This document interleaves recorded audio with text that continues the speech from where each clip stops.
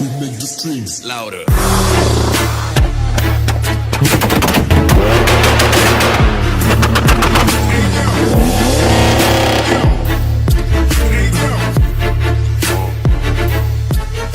Bon les petits gars, oui c'est Léo qui fait du bruit, si t'entends du bruit c'est Léo, c'est de sa faute, tout est de sa faute de toute manière. On se retrouve pour une nouvelle vidéo aujourd'hui, où je sais pas si c'est la continuité de l'autre, j'en sais rien. Distribution, pose des arbres à cam, serrage. Distribution, je vais essayer de te faire un tuto sur la distribution, si j'y arrive, parce que c'est pas évident une fois que tout est décalé comme ça, enfin ça prend beaucoup de temps. Léo est sur la RS6, qui est en panne du coup. Pas en rapport avec l'intervention du démarreur. L'alternateur ne charge pas la batterie, il est ici. Et dans la dernière vidéo j'ai dû me porter la poste parce que je me suis dit imagine le prix de l'intervention pour changer le démarreur, l'alternateur pardon. Et je me retrouve à le faire. Alors ce qui s'est passé pour l'histoire c'est que là-dessus le gars, le propriétaire a trouvé un moteur complet, de chez Complet. Et le gars qui a monté le moteur il s'est pas dit tiens je vais reprendre les accessoires qui fonctionnent déjà. Il a donc le démarreur c'était celui du moteur d'occasion, l'alternateur pareil, les turbos pareil. Donc là, il m'a ramené le moteur, le V10. Il va falloir que je prenne l'alternateur qui fonctionnait sur ce moteur-là. Et j'ai une fuite d'huile aussi. Attention à toi Léo. Là, j'ai une fuite d'huile à ce niveau-là. Au niveau de la poulie d'ampère ici, là. Quand tu démarres la voiture, tu vois que ça, tu as beau nettoyer, ça coule ici. Au niveau de la poulie d'ampère. À ce niveau-là, en fin de compte, regarde. Quand tu nettoies, tu vois que ça recoule par ici, là. En fait, quand tu nettoies, tu vois que ça recoule par ici. Du coup, et pourtant les joints spi sont censés être neufs. Donc j'espère que c'est juste le joint spi, qu'on va pas trouver notre problème au truc. Donc voilà. Et il n'y aura pas de vidéo dédiée sur ça, hein, Léo. C'est du vu et revu, hein. Il n'y aura pas de vidéo dédiée. Hein. Donc la vidéo revidange tout le moteur encore une fois. J'ai déjà fait. Donc obligatoire. Donc on a dans un seau propre, l'huile elle a 3 ou 4 heures. Hein. Donc dans un seau propre, on va mettre du cellophane au-dessus pour éviter qu'il y ait rien qui tombe dedans. Donc on va reprendre cette tube-là qui est neuve. Mais t'as vu, elle est neuve, mais elle est sale quand même. Hein. Et ça a tourné 3-4 heures. Tu vois. Voilà, Léo va déposer toute la face avant avec tous les radiateurs, les machins là, pour pouvoir accéder à la poulie d'ampère. T'en as un deuxième, t'en as un autre là aussi. Hein. Je sais pas si je t'avais dit. Oui, je t'ai dit celui-là, ouais. T'as celui-là, celui-là, celui-là et celui-là. Voilà. Tout ça pour vidanger. Allez go. J'ai oublié. Je sais pas si tu te rappelles. Pour ceux qui suivent correctement les vidéos on va dire. Et pour ceux qui sont pas là, je t'invite à regarder les vidéos précédentes sur ce moteur là. L'écrou qui était ici était complètement. La vis ici était complètement foirée. Je te montre ça. Bon bref, je la retrouve pas. Mais bon elle était vraiment bien abîmée. Et en fait on voit pas bien dans le trou du vilebrequin si c'était abîmé ou pas, enfin si le vilebrequin était abîmé. Et il s'avère que oui, mais je m'en suis aperçu à la fin tu vois, quand j'avais remonté tout ça. Donc j'ai dû redémonter je sais pas 2 fois, 3 fois ça. C'est fatigant. Donc ce que j'ai fait c'est que donc, du coup j'avais acheté une vis neuve hein, qui est celle-ci. Et elle prenait sur 3-4 filets et après c'était dur. Je fais oh non. Et du coup j'ai commencé à vouloir la refaire la vis, tout ça. Sauf que j'ai rien, c'est du tarot, c'est un tarot de 16 par 150 le pas. Tu vois ce que je veux dire? Le pas standard, on va dire, c'est 175, je crois. Et je vais voir mon voisin à côté qui fait de l'usinage, tout ça. Et il me dit, oui, il me fait monter à l'étage et je vois un mur de tarot, tu vois. Je fais oh c'est bon là, large, tu vois. Il aura tout ce que je veux, mais un mur, mais de toutes les tailles, 14-1, 14-2, 4, tu sais, des trucs d'usinage, donc tu vois, pour faire des filetages, tout ça, tu taraudes pas 8 tu perces pas 8 pour tarauder à 8, tu vois, t'as des forêts bien spécifiques, avec des cotes, enfin des tailles bien spécifiques, tu vois. Et il me dit non, j'ai pas 1650, c'est bizarre et tout, pourtant il a l'emplacement, tu vois, il me dit non, j'ai pas et tout, c'est bizarre. Et on descend en bas, il me dit attends, je vais regarder dans un dernier truc et tout, on cherche, et non... Et non j'ai pas, je suis désolé franchement c'est la merde et tout. Et il fouille et non j'ai pas. Hein. Il dit attends j'ai une cartouche en bas. J'ai dans le fond du tiroir j'ai une cartouche. 16 par 150. J'ai pu remettre un coup de tarot dans le vilebrequin. Et visser ma vis. C'est tout ce qui compte. Parce que alors là, j'aurais été mal je pense. Donc voilà, je vais lui rendre précieusement parce que voilà, ça m'a sauvé, tu vois. Donc je vais aller lui rendre là et je vais lui dire range-le à cet endroit-là. Comme ça, si j'en ai besoin encore, tu sais qu'il est là. Enfin moi, en tout cas, je saurai qu'il est là. Donc voilà, c'est très sympa de sa part de m'avoir prêté ça. Cependant,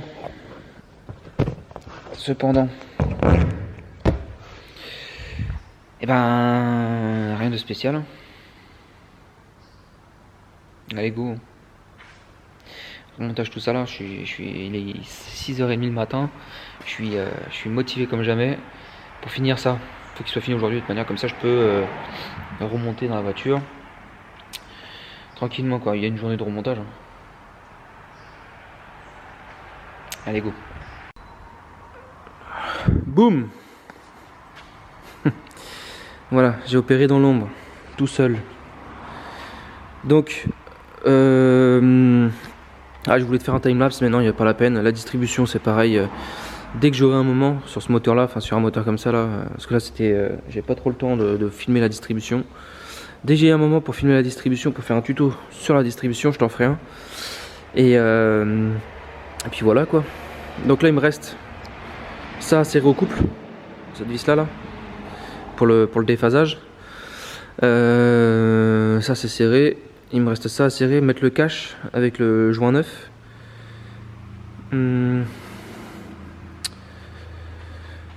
Brancher le petit tuyau aussi qui va jusque, je sais même pas où en plus. Je sais pas où il va. Faudra que je regarde. Mais il doit aller certainement vers le turbo ou un truc comme ça. Il y a une prise ici. Ça là, je sais absolument pas où elle va. Et elle ne va pas là-dedans. Pourtant c'est presque la même. Mais si tu préfères la prise, enfin le contour de la prise là, c'est pile poil la même, le même qu'ici. Donc voilà, ça j'ai retrouvé une vis ici, bon ça s'est cassé bon, malheureusement. J'ai retrouvé une vis là. J'ai retrouvé une vis ici pour fixer ça, parce que ça c'était pas fixé non plus. Ça je sais plus où c'est que ça va, donc c'est pour ça que je l'ai permis. Je pense que ça va en bas pour te fixer la durite de Sural qui vient ici. Et là, le trou là ici, il est foiré. Donc je sais pas si je vais mettre un hélicoil, je sais pas comment je vais pouvoir faire. Si je mets une vis plus longue, plus grosse, je sais pas. Puis voilà. Et après ça, je mets de l'huile. On va mettre de l'huile. Il faut que je serre le raccord qui est ici aussi. Et après, il va falloir que je serre le tuyau qui est là. Ici. Ici. Redémonter la durite qui est là pour fixer derrière. Tu vois. Et après, je teste. Je mets tout en pression, voir si déjà s'il n'y a pas de fuite d'huile pour commencer. Au niveau du turbo, tout ça. Et voilà. Donc ouais, je vais casser. Donc là, oui, j'ai reçu ça aussi. Parce que le gars, on en découvre encore. Hein. En fait, il a, au niveau du sélecteur ici, je te montre. Tu vois, cette partie-là était cassée. Et lui, ce qu'il a fait, il a percé ici, derrière, là. Et il a mis ça au niveau du sélecteur, à cet endroit-là, comme ça. Et il a mis une vis, qui est là.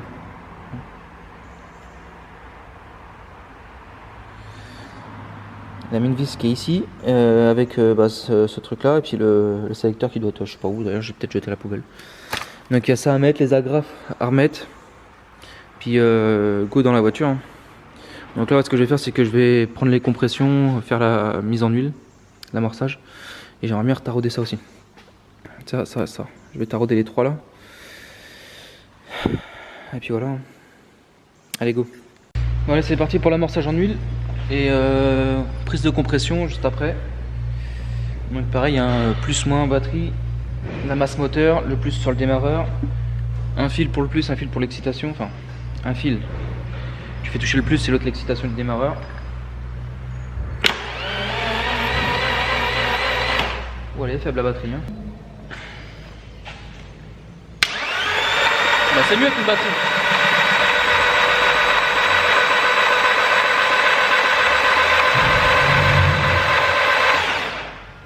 Donc ça c'est pour la pression d'huile. Hein.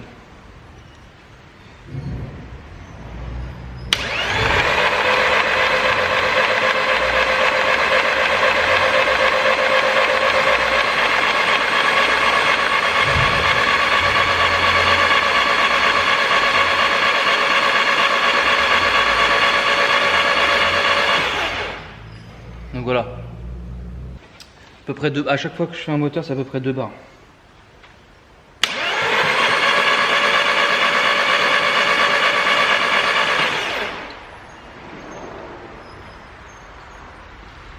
Donc voilà, ça c'est bon, c'est amorcé. Maintenant on va prendre les compressions. Voilà le petit de l'ITFSI. Donc tu avais vu dans la séquence d'avant que j'ai pris la pression d'huile. Maintenant je vais prendre les compressions moteur. Donc bah, c'est parti, j'ai branché ma voiture directement. Ah oui, il faut que je la démarre.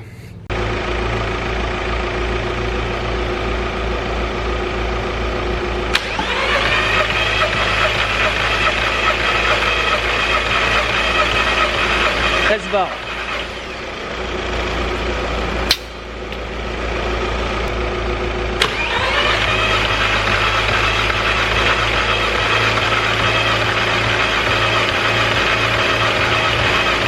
Bars. Eh Léo, ça te dérange de venir tenir le manomètre s'il te plaît? Juste tu tiens comme ça la caméra. Ouais, juste comme ça s'il te plaît. Merci.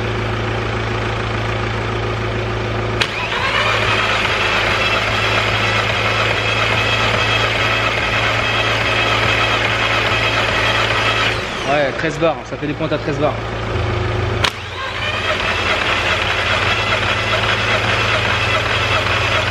Ouais, 13 bars, ouais, 13 bars. 13 bars. Bon bah c'est parti, on va remonter ça dans le compartiment maintenant. Bon voilà, moi ce que je vais faire en attendant, parce que Léo il est en train de terminer un boulot sur une Audi RS3. Donc moi ce que je vais faire en attendant, je vais nettoyer tout le compartiment moteur là. Histoire que ça fasse bien propre quand on ouvrira le capot. Tout ça, nickel, Karcher, eau chaude. Donc voilà, là c'est parti. Voilà, compartiment nettoyé, ce que ça donne.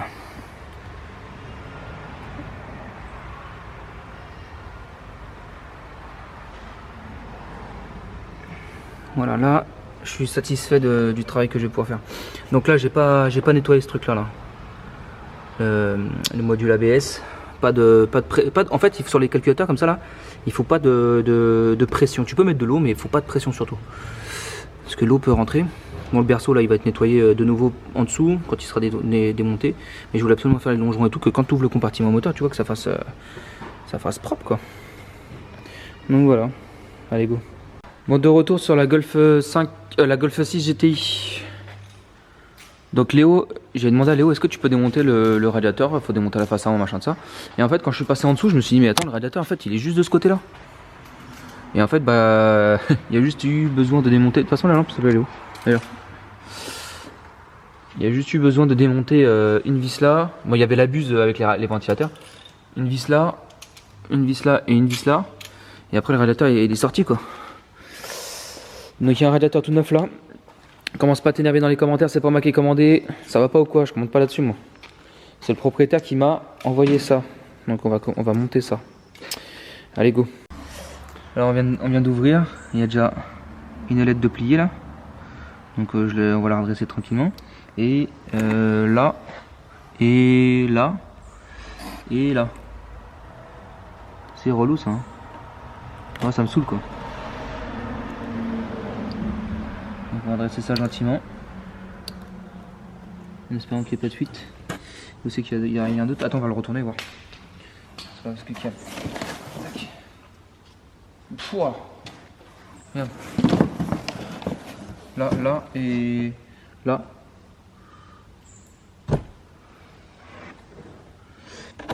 Bon, ça gêne... Je pense pas que ça gêne un fonctionnement du moment que le tuyau là ici là, il n'est pas percé.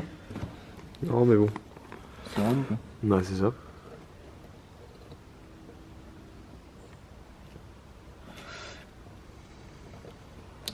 Il a mangé ici, hein, putain. Ouais, pas le transport ça.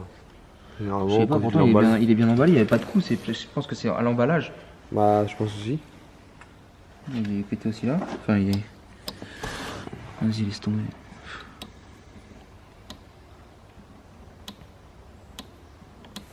Voilà, ça va le faire ça. Bon allez, on remonte ça. C'est parti, go. Ah oui, le radiateur était percé. Oh putain, il est plein de calcaire. Oh, Comment il est lourd. Il était percé ici.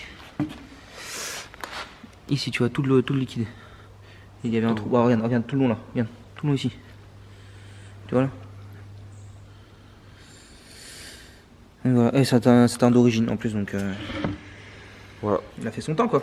c'est ça. Donc ça va être à l'aluminium. Pour Toto.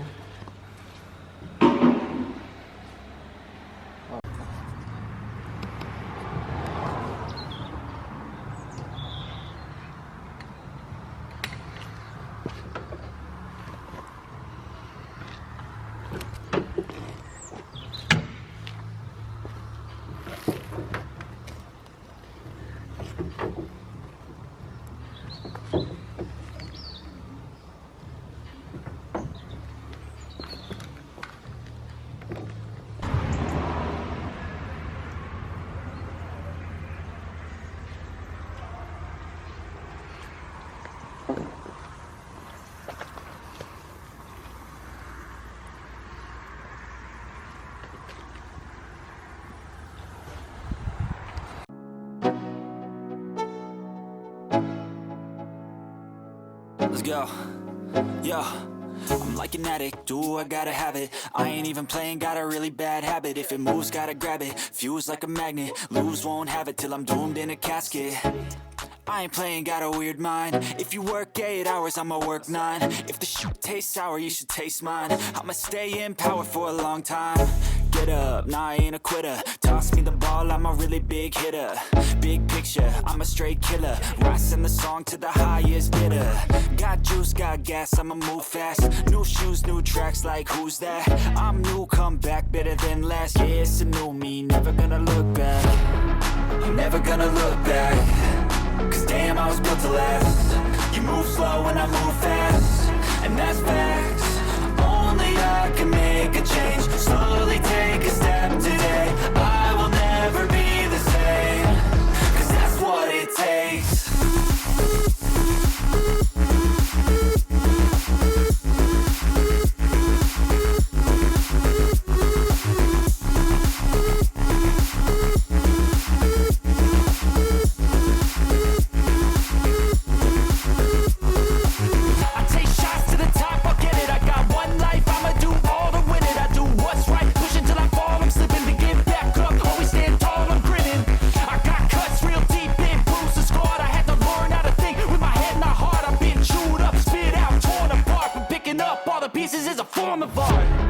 I'm never gonna look back.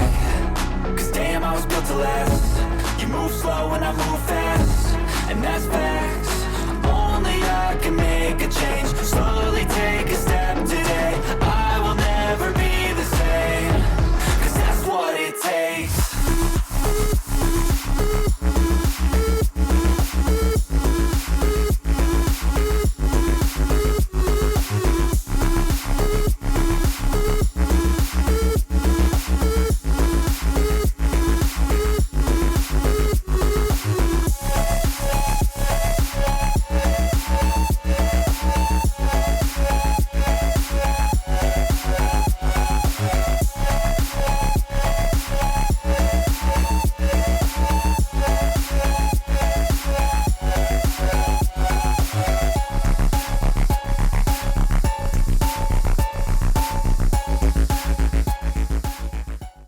Voilà, moteur installé.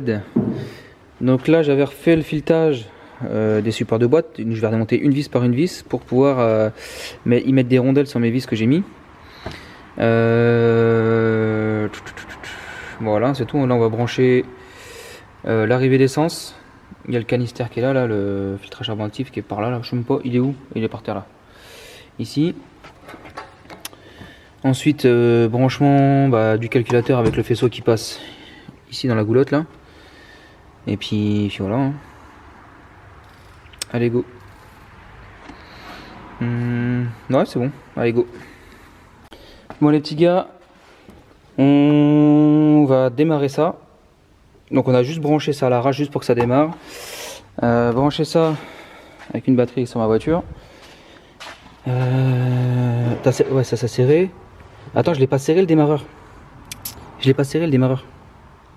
La vis de 8 qui est là, je l'ai pas serré. Là, ça va faire des étincelles. On doit débrancher le câble. Pose-le par terre. Et on va serrer ça, on va démarrer après. Allez, tu peux brancher. C'est bon? Attends, je mets les contacts plusieurs fois. Fais gaffe à la pince de ne pas la faire toucher. Ah, d'accord. Go!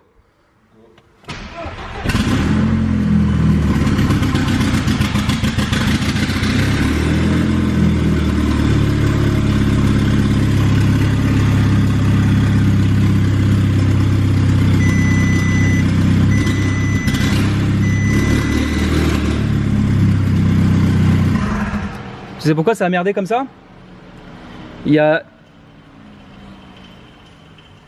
une prise qui frotte sur le ventilateur.